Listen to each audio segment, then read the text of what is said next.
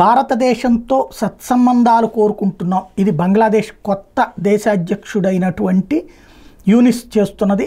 నియమితుడైనటువంటి ఆయన ప్రభుత్వం హసీనాకి షెల్టర్ ఇచ్చినంత మాత్రం మేమేం భారతదేశంతో సంబంధాలు తెగతెంపులు చేసుకునే ప్రసక్తి లేదు అని ప్రకటించారు. నెంబర్ 1 మంచి సంకేతం. రెండవది వచ్చేటప్పటికి ఏదైతే బంగ్లాదేశ్ హిందూ కమ్యూనిటీ పట్ల జరిగినటువంటి పరిణామాల పట్ల కూడా విచారం వ్యక్తం చేశారు. ఇవి 2 చాలా మంచి పరిణామాలు. మూడవది హసీనాకి సంబంధించినటువంటి పార్టీ అవామీ లీగ్ని మేమేం బ్యాన్ చేయట్లేదు అని కూడా ప్రకటించారు. ఈ 3 మంచి పరిణామాలు. నోటితో ఇది చెప్తూ నొసటితో వెక్కిరిస్తున్నట్టు బంగ్లాదేశ్లో ఎవరో ఒక వ్యాపారి హత్యకి హసీనా కారణం అంటూ హసీనా మీద క్రిమినల్ కేసు పెట్టారు.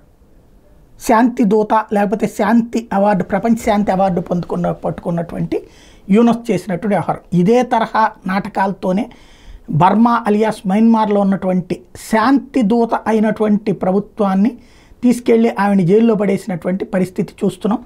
మయన్మార్లో జరిగినటువంటి వ్యవహారం అంటే ఇక్కడ కూడా ఈవిడొస్తే జైల్లో వేసేయడానికి రంగం సిద్ధం చేస్తున్నారు.